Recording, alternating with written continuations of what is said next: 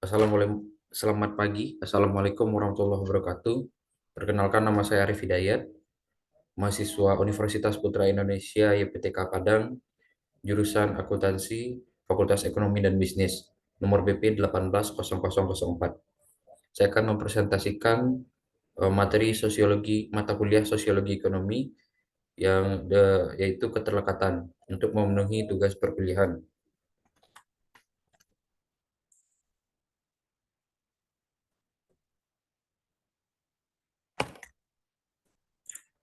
Yang pertama, pengertian keterlekatan. Menurut Granovetter pada tahun 1985, keterlekatan merupakan tindakan ekonomi yang disituasikan secara sosial dan melekat dalam jaringan sosial personal yang sedang berlangsung di antara para aktor. Para aktor yang dimaksud di sini antara lain adalah konsumen, produsen, serta distributor. Nah, jaringan sosial itu sendiri adalah suatu rangkaian hubungan teratur yang sama di antara individu-individu atau antar kelompok maupun kelompok dengan individu. Cara seseorang terlekat dalam jaringan hubungan sosial adalah penting dalam penentuan banyaknya tindakan sosial dan jumlah dari hasil institusional. Dalam keterlekatan ini ada terbagi dua jenis masyarakat. Yang pertama adalah masyarakat atau disebut kubu over socialized, yang memandang bahwa semua perilaku ekonomi seperti memilih pekerjaan, melaksanakan profesi, membeli, menabung, dan lain sebagainya tunduk dan patuh terhadap segala sesuatu yang diinternalisasi dalam kehidupan sosial seperti nilai, norma, adat, kebiasaan, dan tata kelakuan. Cara singkatnya, kubu over socialized di sini dalam melakukan eh, perilaku ekonomi tetap memperhatikan aspek-aspek sosial seperti nilai, norma, adat, kebiasaan, dan tata kelakuan. Sedangkan kubu under socialized yang melihat kepentingan di individu di atas segala-galanya,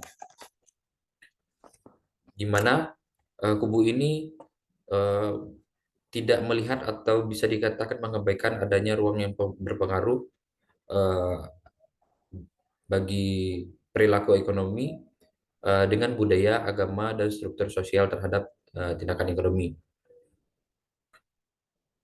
Jadi pada kubu ini eh, mereka akan mengabaikan norma-norma norma agama dan norma sosial, serta mereka akan eh, meraih keinginannya jika harus melanggar nilai dan norma agama tersebut. Selanjutnya, keterlekatan dan ketidakterlekatan. Polanyi melihat bahwa ekonomi dalam masyarakat praindustri melekat dalam institusi-institusi sosial, politik, dan agama. Ini bermakna bahwa fenomena seperti perdagangan, uang, dan pasar digerakkan oleh tujuan selain mencari keuntungan. Mekanisme pasar tidak dibolehkan untuk mendominasi kehidupan ekonomi. Oleh sebab itu, permintaan penawaran bukan sebagai mekanisme pembentuk harga, tetapi merupakan suatu bentuk dari tradisi atau otoritas politik. Kehidupan ekonomi dalam masyarakat praindustri diatur oleh resiprositas dan redistribusi. Sedangkan dalam masyarakat modern, pasar yang menentukan harga diatur oleh suatu logika baru, yaitu logika yang menegaskan bahwa tindakan ekonomi tidak melekat dalam masyarakat. Ini berarti bahwa ekonomi terstruktur atas dasar pasar yang mengatur dirinya sendiri secara radikal, melepaskan dirinya dari institusi sosial lainnya untuk berfungsi menurut hukumnya, di mana tindakan ekonomi dituntut oleh pencapaian perolehan ekonomi yang maksimum. Dengan kata lain, pada masyarakat kegiatan ekonomi pada masyarakat praindustri tidak dapat dipisahkan dari eh, aspek-aspek sosial, politik, dan agama. Sedangkan pada masyarakat modern memisahkan antara pasar dengan kegiatan sosial itu sendiri. Selanjutnya ada bentuk keterlekatan. Yang pertama ada keterlekatan relasional.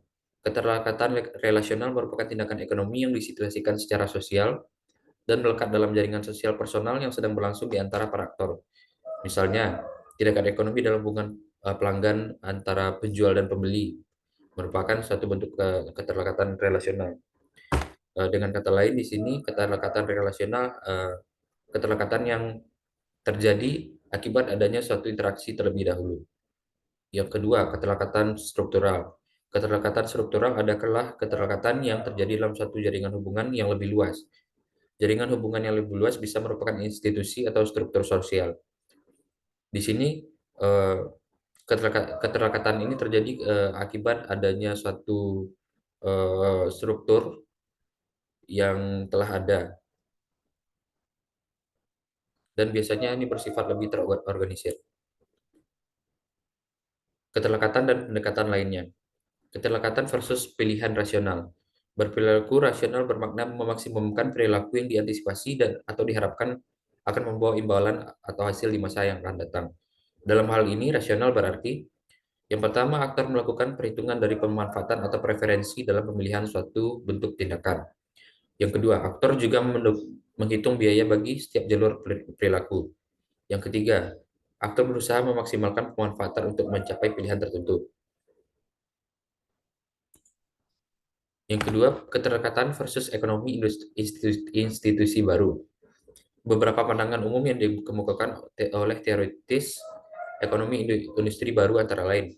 Satu, arus-arus utama ekonomi harus berhubungan dengan institusi-institusi. Kedua, analisa institusi yang selama ini terabaikan dapat digunakan secara langsung atas dasar prinsip-prinsip ekonomi neoplastik.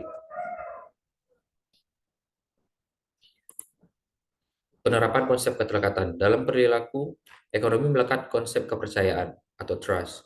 Kepercayaan merupakan institusi sosial yang berakar dari hasil evolusi kekuatan-kekuatan politik, sosial, sejarah, dan hukum.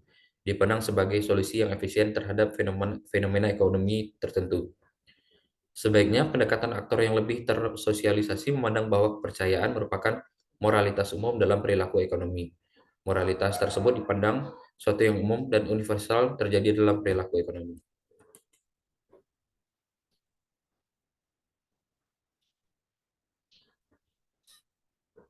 Oleh karena itu, pendekatan sosiologi ekonomi baru atau sering juga disebut pendekatan keterlekatan mengajukan pandangan yang lebih dinamis, yaitu bahwa kepercayaan tidak muncul dengan seketika, tetapi terbit dari proses hubungan antar pribadi dari aktor-aktor yang sudah lama terlibat dalam perilaku ekonomi secara bersama.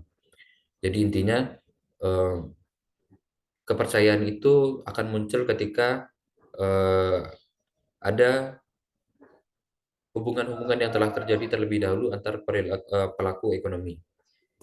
Sekian presentasi dari saya. Semoga dapat dipahami. Apabila ada kritik dan saran, mohon tinggalkan di kolom komentar. Terima kasih. Assalamualaikum warahmatullahi wabarakatuh. Selamat pagi.